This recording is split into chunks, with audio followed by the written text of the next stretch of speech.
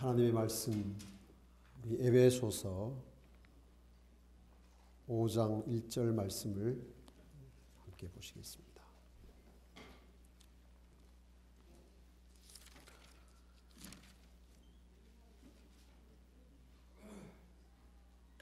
에베소서 5장 1절 말씀입니다. 그러므로 사랑을 입은 자녀같이 너희는 하나님을 본받는 자가 되고. 같이 한번 읽어보실까요? 다 함께 시작.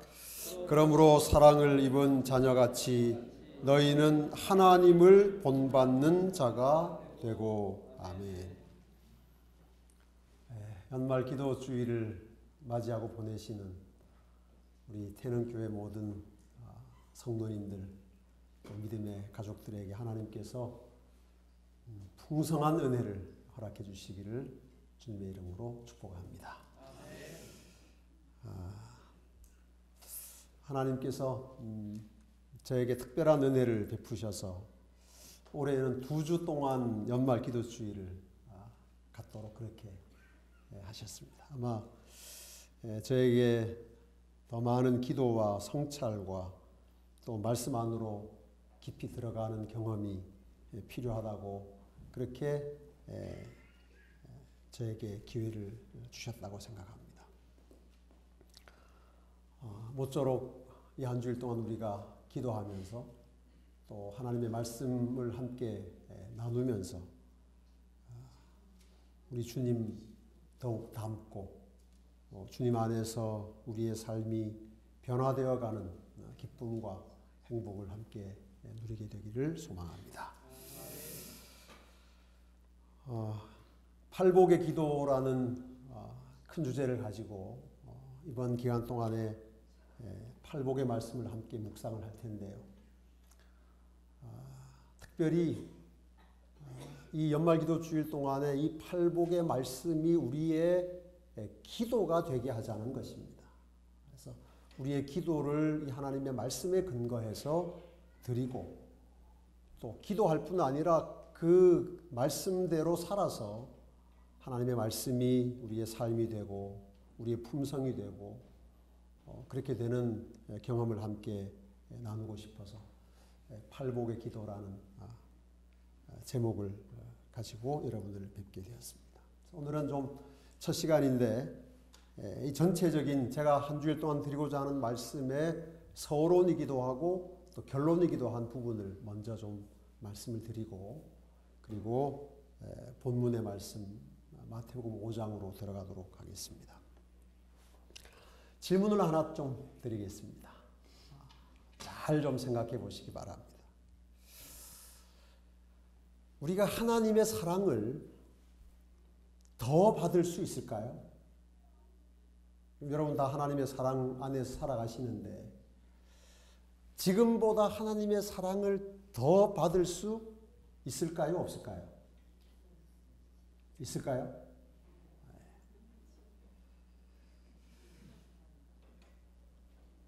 그러면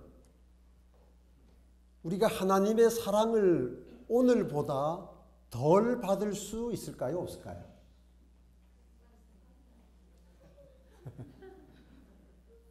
하나님의 사랑을 더 받을 수 있을까요? 우리가 예를 들어서 안식일을 지금보다 더 철저히 지키면 하나님의 사랑을 더 받을까요?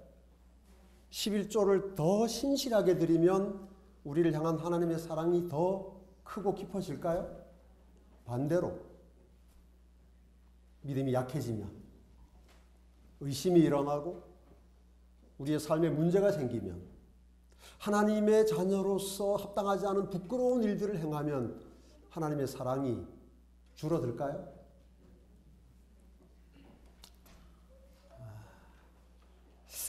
그럴 것 같기도 하고 아닐 것 같기도 하고 그러시죠. 네. 인간의 사랑은 시간과 환경과 조건에 따라서 넓어지기도 하고 또 좁아지기도 하고 깊어지기도 하고 얕아지기도 합니다. 없던 사랑이 생기기도 하고 그렇죠? 뭐 없던 사랑이 생깁니다. 그리고 있던 사랑도 없어집니다. 그것이 인간의 사랑입니다. 더 뜨거워지기도 하고 식기도 하고. 그러나 하나님의 사랑은 그렇지 않습니다. 하나님의 사랑은 더 커지지도 않고 더 작아지지도 않습니다. 더 넓어지지도 않고 더 좁아지지도 않습니다. 그렇게 믿으십니까? 그래서 하나님의 사랑은 영원한 사랑이고 끝없는 사랑이고 변함이 없는 사랑입니다. 왜냐하면 하나님은 우리를 사랑하실 때 하는 것 봐서 사랑하지 않으시고 이미 완전한 사랑을 주신 후에 우리와의 관계를 시작하시기 때문에 그렇습니다. 그것이 십자가입니다. 여기 태능교회에도 큰 십자가가 걸려 있는데, 여러분, 십자가는 하나님께서 우리에게 쏟아 부어주신 완전한 사랑입니까? 십자가에서 혹시 조금, 그래도 십자가에서 조금 나는 부족하다, 혹시 뭐 그런 거 있으세요? 그럴 수가 없습니다. 십자가는 완전한 사랑입니다. 십자가보다 더 큰 사랑은 존재할 수 없습니다. 그래서 하나님은 십자가 이상으로 우리를 사랑하실 수가 없어요. 왜냐하면 십자가가 사랑의 완성이기 때문에 십자가에서 사랑이 끝났어요. 그래서 하나님이 우리에게 십자가를 주셨기 때문에 우리는 그 이상의 사랑을 하나님께로부터 받을 필요가 없습니다. 십자가 이상의 사랑은 필요하지 않아요. 왜냐하면 그것이 완전한 사랑이기 때문입니다. 동시에 하나님께서는 십자가로 확정하신 사랑을 취소하거나 줄이시거나 빼앗아 가실 수도 없습니다.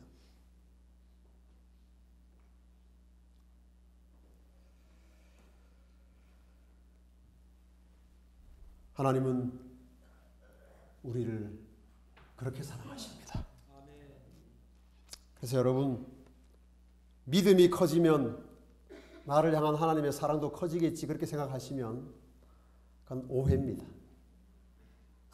아무리 여러분의 믿음이 깊어져도 하나님은 더 사랑하실 수가 없어요. 왜냐하면 이미 완전한 사랑으로 우리를 사랑하셨고 구원하셔서 하나님의 자녀가 되게 하셨기 때문에 그렇습니다.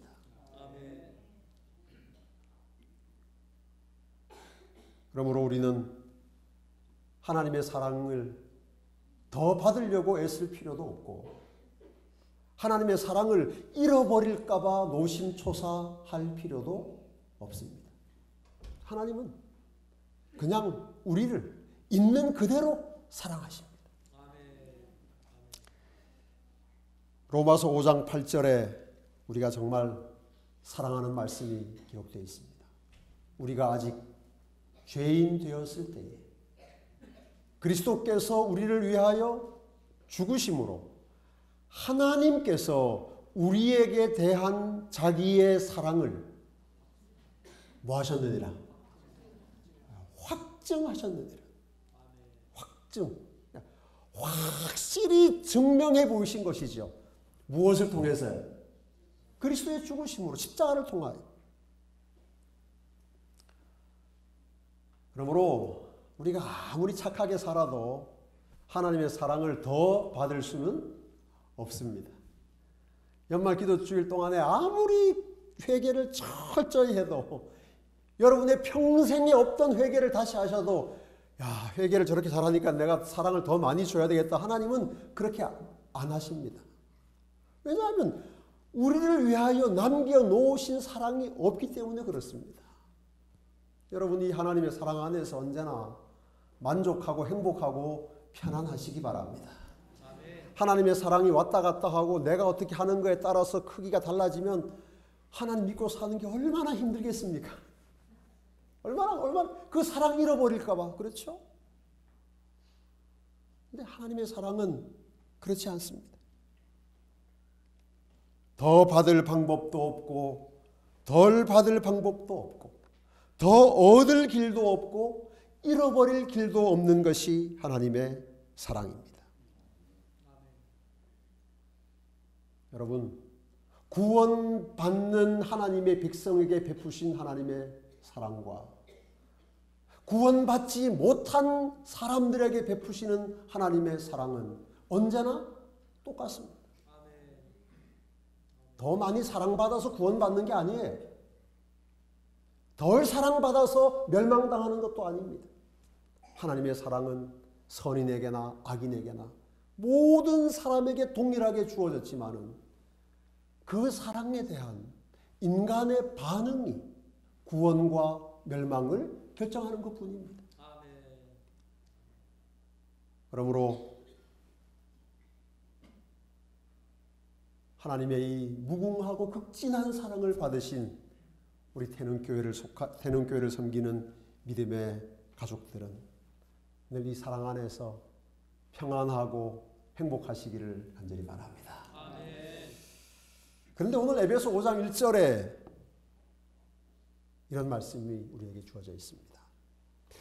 그러므로 너희는 사랑을 입은 자녀같이, 너희는 사랑을 입은 자녀다. 하나님의 백성이다. 그렇게 하신 다음에 우리에게 하신 하나의 기대가 있습니다. 하나님께서 우리를 그렇게 끝없는 완전한 사랑으로 우리를 사랑하시는 하나님께서 우리를 향하여 가지신 기대가 있습니다. 그것이 무엇인가 하면 너희는 누구를 본받아라? 하나님을 본받아라. 여러분, 사랑에는 기대가 있나요?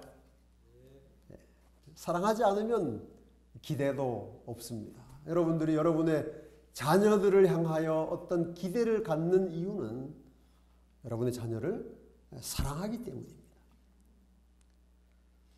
우리를 향한 하나님의 사랑에도 기대가 있습니다. 그 기대가 무엇입니까? 너희는 하나님을 본받아라. 사랑을 받는, 사랑을 입은 자녀라면, 너희가 사랑을 입은 자녀라면 누구를 본받아라? 너희를 그렇게 사랑하신 하나님을 본받아라. 이것이 하나님께서 우리를 향하여 가지신 그분의 간절한 기대입니다.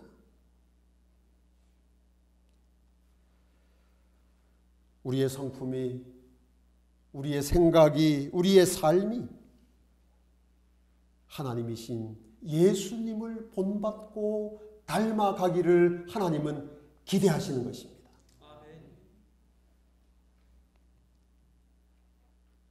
여러분, 그러므로 우리는 예수님을 본받는 하나님의 자녀들이 됩시다.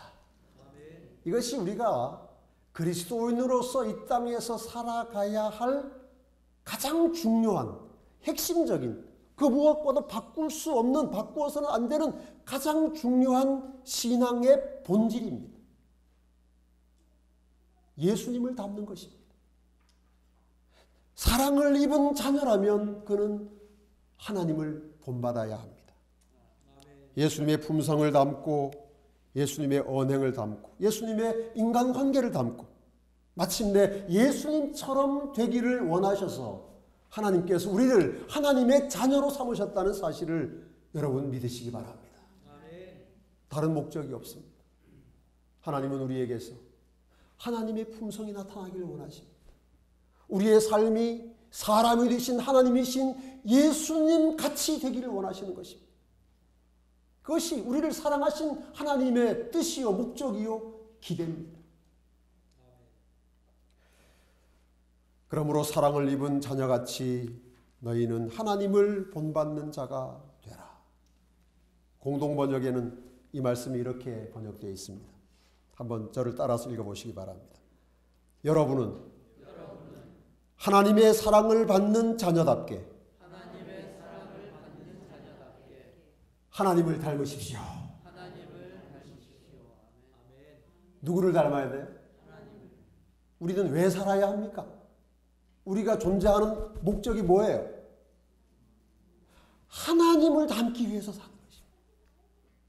여러분, 이 사실을 좀 더 깊이 묵상하시고 이것이 여러분의 삶의 최종적인 목표와 목적과 가치가 되게 하셔야 합니다. 우리가 이것을 놓치면 하나님을 믿지 않는 사람들과 같은 가치관을 가지고 살게 돼요. 이것이 우리의 인생의 가장 중요한 가치와 목적이 되지 않으면 인생이 서글퍼집니다. 나이가 많이 들어서 예를 들어서 내가 아무것도 일도 할 일도 없고 사람들이 나를 인정해 주지도 않고 그러면 아이고 이렇게 살아서 뭐하나 그런 생각이 들게 돼 있어요. 그런 생각하는 분들이 많습니다. 그런데 우리가 왜 살아야 하는가? 우리에게 주어진 마지막 날까지 호흡하고 숨쉬고 존재해야 하는 이유가 무엇인가? 하나님을 닮기 위해서 있는 것입니다. 그가 젊든 늙든 건강하든 병들었든 능력이 있든 아무것도 할 수 없는 아주 무능한 사람이든 그럼에도 불구하고 모든 사람은 하나님을 닮기 위해서 이 땅에 존재한다는 사실을 우리가 잊지 말아야 합니다. 여러분은 하나님의 사랑을 받는 자녀답게 누구를 닮으십시오? 하나님을 닮으십시오. 하나님을 닮는 우리 태능교회 성도들 되시길 바랍니다. 하나님을 닮는 태능교회가 되십시오. 이것이 하나님께서 이 땅에 교회를 세우시는 목적이고 이 땅에 그리스도인을 존재하게 하시는 첫 번째 그리고 가장 중요한 그리고 최종적인 하나님의 뜻이요 계획이요 목적입니다. 다른 것들은 다 부수적인 것들이에요. 다른 것들은 다 있으면 좋고 없어도 괜찮은 것들입니다. 그러나 이것은 하나님을 닮는 것은 이것이 한 개인의 심령에서 사라지는 순간에 그의 삶의 의미는 없어집니다.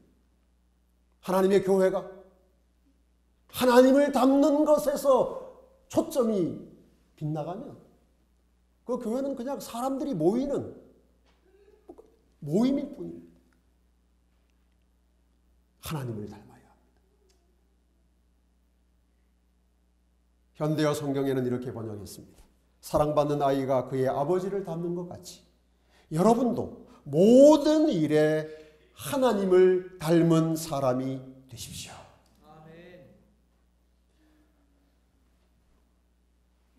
2015년 연말 기도 주간 동안에 여러분들의 기도에 가장 첫머리에 그리고 가장 중요한 자리에 하나님을 닮는 간절한 하나님을 닮고자 하는 거룩한 열망이 이 기도 주일 동안 여러분의 기도의 핵심이 되게 하시면 좋겠습니다. 아멘. 엘렌 화이트는 자서전에서 이렇게 기록했습니다. 우리가 하늘에서 그분과 같이 살고자 한다면 이 지상에서 그분과 같이 되어야 한다. 하늘에서 예수님과 같이 살기를 원하면 이 지상에서 그분과 같이 되어야 한다. 연말 기도 주간은 우리가 이제 한 해를 돌아보고 새로운 한 해를 준비하는 특별한 기간인데 여러분이 한 해를 결산하면서 돌아보면서 내가 지난 한 해를 잘 살았다 못 살았다를 무엇 가지고 판단을 하시겠습니까? 그 판단에 내가 잘 살았다 못 살았다 기준이 뭐가 되어야 할까요? 내가 하나님을 닮는 한 해를 살았는가 아닌가 합니다. 왜냐하면 그것이 우리의 직업이 무엇이든 나이가 어떠하든 환경이 어떠하든 모든 하나님의 백성들이 마음에 세워야 할 삶의 기준이요 원칙이기 때문에 한 해를 살면서 내가 주님을 더 많이 닮아오는 삶을 살았다면 다른 것들에서 좌절하고 실패하고 넘어졌을지라도 우리는 승리하는 삶을 산 것입니다. 그렇지 못하다면 우리는 다가오는 해에 그렇게 하나님을 닮는 삶을 살기 위하여 결심하고 결단하고 기도하고 준비해야 할 것입니다. 그것이 우리가 이 땅에 그리스도인으로 존재하는 목적이기 때문입니다. 각시대의 대쟁투에 이렇게 기록했습니다. 그리스도를 따르는 사람들은 그분과 같이 되어야 한다. 한번 따라 하실까요? 그리스도를 따르는 사람들은 그분과 같이 되어야 한다. 뭐 이런 증언의 말씀은 셀 수 없이 많습니다. 그리스도인들은 그리스도와 같이 되어야 한다. 우리의 사업, 감정, 우리의 행위는 그리스도와 같이 되어야 한다. 그리스도인이 된다는 것은 그리스도와 같이 되는 것이다.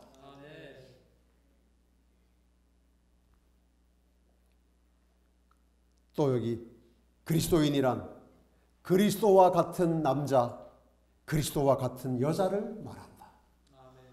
이렇게 여러분들은 그리스도와 같은 남자이십니까? 정말 좋으십니다. 그 옆에 계신 분은 그리스도와 같은 여자이십니까?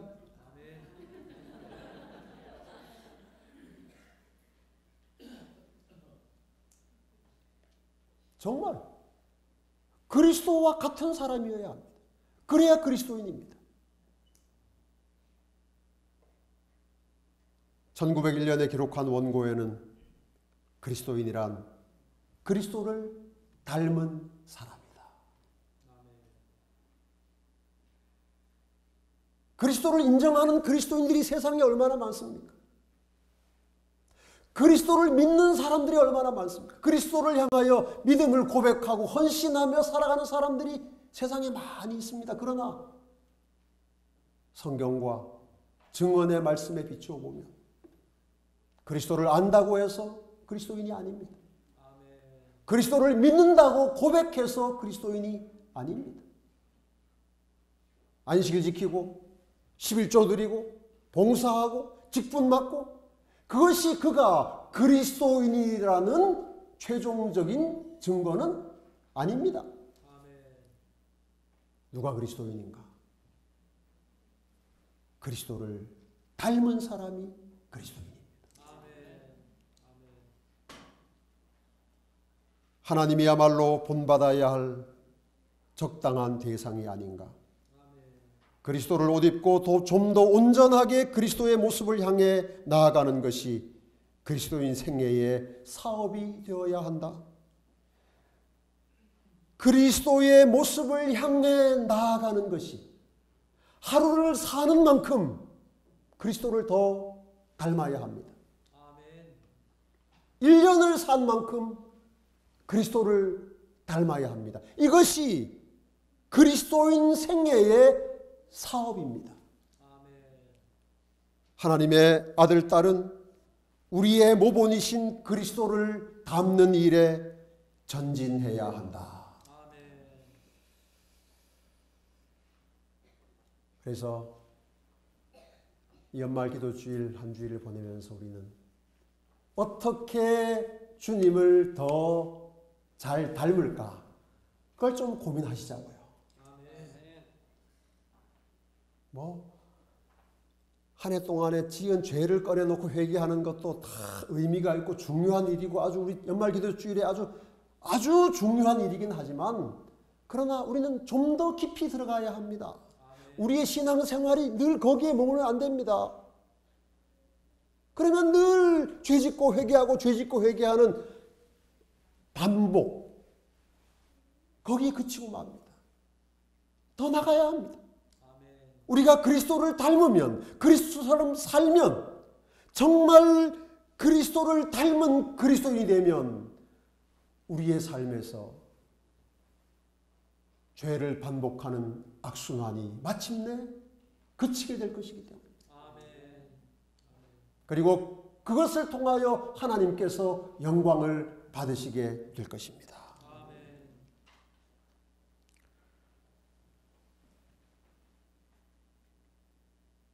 그대가 그리스도처럼 순결하고 거룩한 품성을 가지고 있다면 생명책에 그대의 이름이 등재되어 있다. 침례받으면 생명책에 이름이 기록된다는 것하고는 좀 다른 말씀입니다. 그건 그냥 우리가 그렇게 생각하는 것뿐이에요. 그대가 그리스도처럼 순결하고 거룩한 품성을 가지고 있다면 생명책에 그대의 이름이 등재되어 있다. 진리를 믿는 믿음만으로는 우리를 구원하지 못할 것이다. 그의 계신 그대로 그분을 보려면 우리는 그리스도와 같이 되어야 한다. 그래서 여러분, 이 한 주일 여러분 새벽 기도회도 하시고 저녁에도 모이시고 또 낮에도 개인적인 묵상을 하며 한 주를 보내시는 동안에 많은 것들을 아뢰고 하나님과 교제하고 기도하시겠지만 그리스도를 닮게 해주시라. 주와 같이 되게 해달라는 기도가 우리의 모든 기도의 첫머리에 있고 우리의 모든 기도의 핵심에 놓여지게 되기를 간절히 바랍니다. 그래야 우리가 정말 진짜 하나님이 원하시는 그리스도인이 되기 때문입니다. 예수께서는 산상수훈을 통해서 우리가 어떻게 예수님을 닮을 수 있는지를 말씀하셨습니다. 마태복음 5장에서 6장, 7장까지의 그 많은 말씀들을 한마디로 요약하면 그것이에요. 이것이 예수님을 닮는 것이다. 이것이 예수님처럼 사는 것이다. 그렇게 말할 수 있습니다. 그리고 팔복은 그 출발점입니다. 우리가 어떻게 실제적이고 구체적으로 예수님을 닮고 하나님의 성품에 참여할 수 있는지 그 길을 보여줍니다. 그러므로 팔복은 복받는 어떤 무슨 매뉴얼로 비결로 우리에게 주어진 말씀이 아니고 팔복은 정말 진정으로 우리의 기도의 기초가 되어야 할 말씀입니다. 우리가 팔복의 기도를 드리고 그 기도대로 살면 우리의 심령 안에서 그리스도의 품성을 담게 되는 것입니다. 그래서 우리가 이 한 주일 동안에 이 팔복에 기초한 기도를 좀 함께 드리기를 원하는 것입니다. 우리가 가장 먼저 가장 간절하게 그리고 가장 끈질기게 구해야 할 기도의 제목이 바로 예수님을 닮는 것이고 그 예수님을 닮는 구체적인 방법으로 우리에게 주어진 말씀이 팔복이기 때문에 그렇습니다. 그래서 우리가 이제 이 팔복의 기도를 통해서 얻고자 하는 것은 팔복, 심령이 가난한 자는 복이 있나니 천국이 저희 것이며 천국을 얻고 애통하는 자는 복이 있나니 저희가 위로를 받을 것이며 위로를 받아야 되겠다. 그런 것들은 그냥 결과적으로 주어지는 것이지 위로를 받기 위해서 애통하라는 말씀은 아니에요.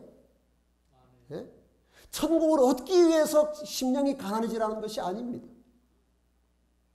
모든 말씀은 우리가 왜 심령이 가난해져야 되는가? 천국을 얻기 위해서가 아니라 무엇 때문이에요? 예수님을 닮기 위해서요. 예수님을 닮은 사람에게 주어지는 하나님의 선물이 천국일 뿐입니다. 위로를 받기 위해서 애통하는 거 아닙니다. 그렇잖아요. 여러분, 위로를 받기 위해서 애통한다는 건 좀 이상하지 않아요? 왜 우리는 애통하는 사람이 되어야 되는가? 예수님을 닮기 위해서. 온유한 사람, 의에 줄이고 목마른 사람, 긍휼히 여기는 사람, 마음이 청결한 사람, 화평케 하는 사람, 의를 위하여 핍박받는 사람이 되어야 하는 이유, 단 한 가지 이유는 무엇입니까? 예수님을 닮기 위해서. 여러분, 왜 성경 읽어야 합니까? 왜 성경 보세요? 예수님을 닮기 위해서. 예수님을 닮고자 하는 목적이 아닌 목적으로 성경을 읽으면 그 하나님 말씀 안에서 우리가 하나님이 원하시는 그 깨달음을 얻을 수 없습니다. 여러분, 왜 안식일 지키세요? 왜 안식일 지키십니까? 왜 헌금 드리십니까? 왜 전도하세요? 왜 연말 기도 주일에 이렇게 나와서 말씀 듣고 기도하세요? 우리의 모든 신앙의 궁극적인 목적은 그것을 통하여 마음의 평화를 얻고 교회가 부흥하고 이런 것이 아닙니다. 그런 것들은 다 너희는 먼저 그의 나라와 그의 의를 구하라. 그리하면 이 모든 것을 너희에게 뭐 하시리라? 하나님이 주시는 선물일 뿐입니다. 가장 중요한 것은 우리가 예수님을 닮는 그리스도인이 되는 것입니다. 예수님 닮지 못하면 우리가 하는 모든 신앙적인 행위들은 하나님 앞에서는 아무 가치가 없습니다. 여러분, 산상수훈의 마지막 부분에서 예수께서 마지막 부분인가요? 네. 그날에 많은 사람들이 나더러 이르되 주여 주여 우리가 주의 이름으로 선지자 노릇하고 주의 이름으로 귀신을 쫓아내고 주의 이름으로 많은 권능을 행하였습니다. 그렇게 말했을 때 예수께서 나는 너희를 도무지 모르겠다. 왜 모른다고 하셨을까요? 네? 왜 모른다고 하셨을까요? 한번 좀 생각해 보세요. 왜 그렇게 주의 이름으로 선지자 노릇하고 주의 이름으로 선지자, 요새로 하면 목사는 선지자는 아니지만 좌우간 그렇지 않습니까? 선지자도 노릇하고 귀신도 쫓아내고 수많은 권능을 예수의 이름으로 행했는데 예수님은 왜 그 사람 모른다고 하실까요? 보신 거예요. 제가 나랑 닮았나 안 닮았나? 그러니까 예수님하고 전혀 안 닮으니까. 안 닮았으니까 모르시는 거예요. 내가 너희를 도무지 알지 못하노니 불법을 행하는 자들아 내게서 떠나가라. 여러분, 그들은 열성이 있었습니다. 아주 종교적이었고 양심적이었고 사람들이 보기에 전혀 문제가 없는 훌륭한 사람들이었습니다. 종교인들이었습니다. 그러나 그들이 실패한 것이 있습니다. 그들이 많이 일했지만 열심히 있었지만 그러나 그들이 예수님을 닮는 일에 실패한 것입니다. 그리고 그 일이 우리와는 아무 관계없는 일이라고 우리가 어떻게 말할 수 있겠습니까? 그러므로 우리 태능교회에 속한 믿음의 가족들이시여, 우리는 예수님을 닮는 그리스도인이 됩시다. 아멘. 사랑을 받은 자녀같이 하나님을 본받는 하나님의 자녀가 되기 위해서 이 한 주일 동안 팔복의 기도를 드리시고 그 기도의 응답을 경험하시게 되기를 주님의 이름으로 축복합니다. 마태복음 5장 3절에 팔복의 첫 번째 복이 기록되어 있습니다. 이제 이 복을 간단히 살피고 기도의 시간을 갖도록 하겠습니다. 다 잘 아시는 말씀이니까 한번 같이 외워보실까요? 시작. 심령이 가난한 자는 복이 있나니 천국이 저희 것이며. 심령이 가난한 자가 복이 있다면 우리는 무엇을 위해서 기도해야 되겠습니까? 심령의 가난을 위해서 기도해야 합니다. 심령의 가난을 위해서 노력할 것이 아니라 심령의 가난을 위해서 기도해야 합니다. 왜냐하면 심령의 가난은 우리가 기도할 때에 하나님께서 우리에게 주시는 선물이기 때문입니다. 인간의 노력으로 우리의 심령이 가난해지지 않기 때문입니다. 그래서 이 산상수훈의 출발점이 심령의 가난입니다. 팔복의 시작도 가난입니다. 그러므로 예수님을 닮기를 원하는 그리스도인은 가난을 위해서 기도해야 합니다. 여기에서 말하는 가난은 상대적인 가난이 아니라 절대적인 가난입니다.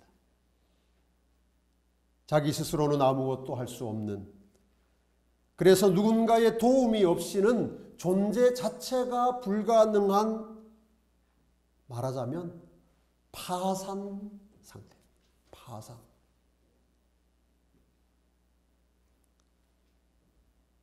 그리고 예수님은 그렇게 마음이 깨어진 사람이 복이 있다고 우리에게 말씀하셨습니다.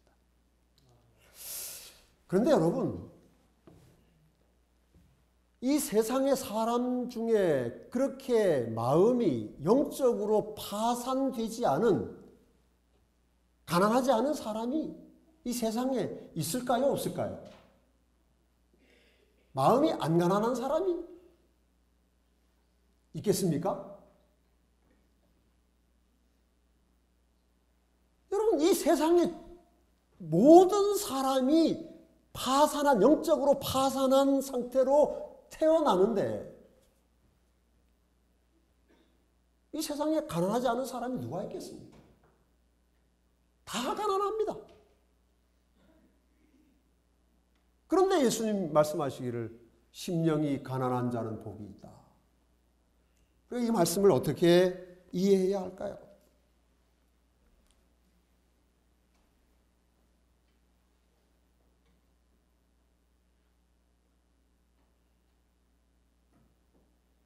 심령이 가난한 사람은, 예수님 말씀하신 심령이 가난한 사람은 자신의 심령의 가난한 상태를 깨달은 사람입니다.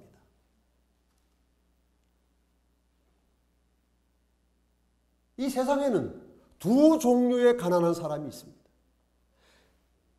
자신이 가난하다는 사실을 깨달은 가난한 사람과 그 사실을 깨닫지 못한 가난한 사람입니다.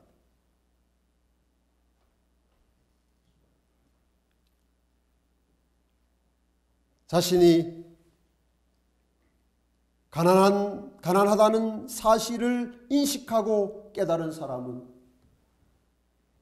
하나님께로부터 오는 은혜와 자비를 기꺼이 받아들이지만, 자신의 가난한 상태를 인정하지 않는 사람은 하나님의 도우심을 무시하고 거절함으로 은혜 안에 들어가지 않는 것입니다. 그리고 이것이 계시록에 기록된 라오디게아 교회의 상황입니다.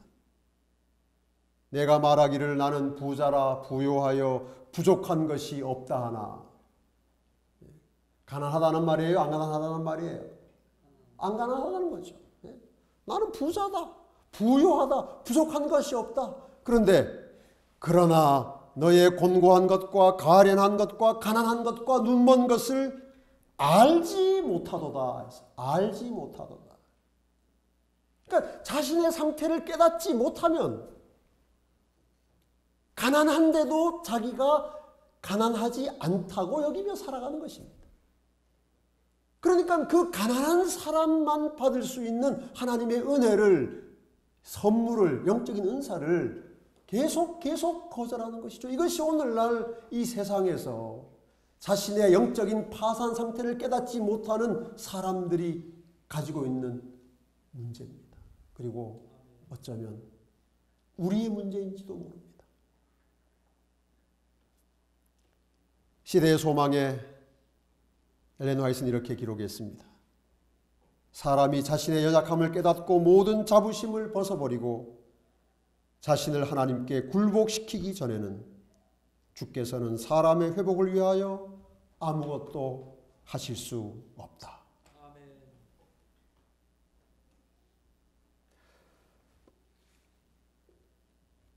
여러분, 우리가 우리의 가난한 상태를 깨닫지 못하면 우리에게는 소망이 없습니다.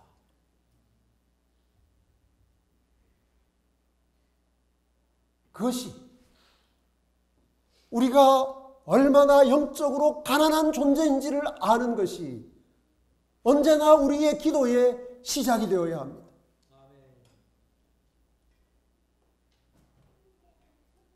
이 초점에서 벗어나면 우리의 기도는 늘 우리의 일상에 필요한, 우리의 육신의 삶에 필요한 것을 하나님께 구하는 것만 외우다가 끝납니다.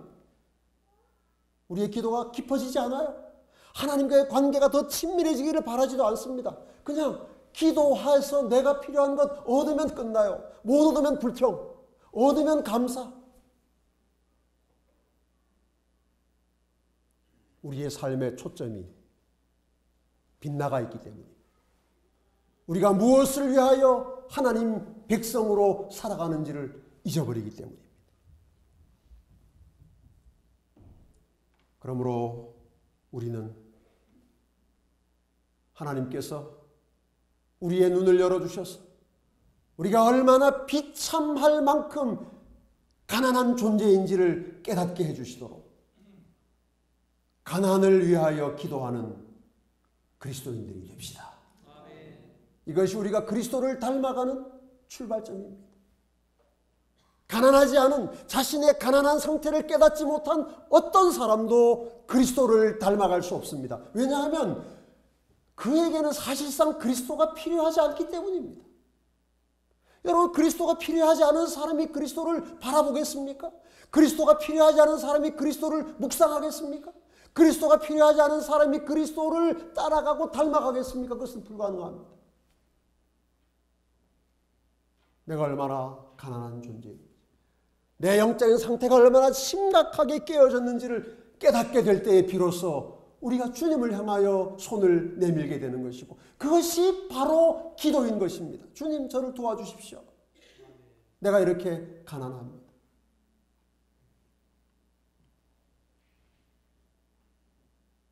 세리가 성전에서 하나님께 드렸던 기도가 그것 아닙니까? 하나님이여, 나를 불쌍히 여기시옵소서. 나는 죄인입니다. 세리가 하나님 앞에서 이것 주세요, 저것 주세요, 이것 해결해 주세요, 저것 해결해 주세요. 그는 그렇게 기도할 수가 없었습니다.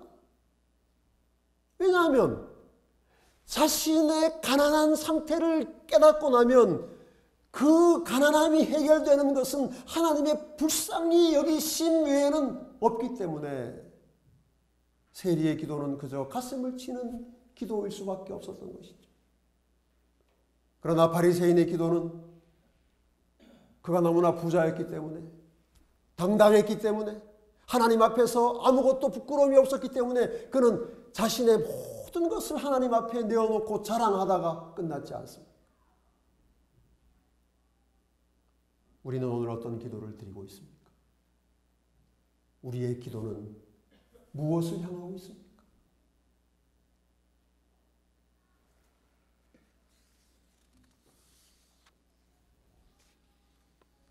탕자가 쥐업 열매로도 배를 채울 수 없게 되었을 때 그는 아버지의 소유와 자신의 소유를 비교해 보았습니다.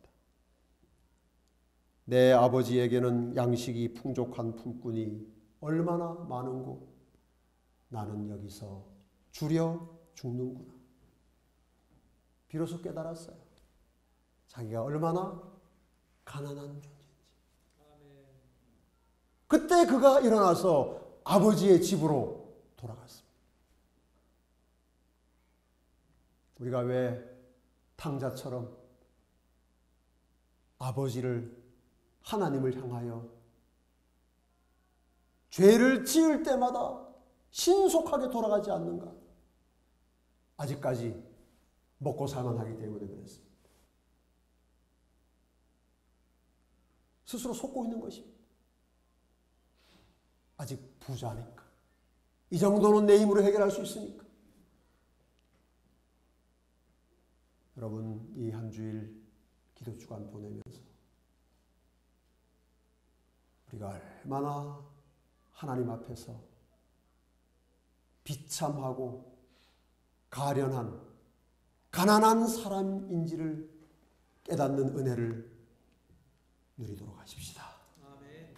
그것은 나의 가난을 볼 수 있는 눈을 하나님께서 열어주시기 전에는 얻을 수 없는 것이고 가난을 위해 기도합시다. 가난하게 해달라는 기도가 아닙니다. 우리는 이미 가난해요. 충분히 가난합니다. 더 이상 가난할 수 없을 만큼 가난합니다. 우리에게 필요한 것은 그 가난한 상태를 깨달을 수 있는 지력과 그 가난한 상태를 볼 수 있는 영의 눈이 필요한 것입니다. 오늘 밤에 여러분 주님 앞에 무릎 꿇고 기도하실 때 하나님께서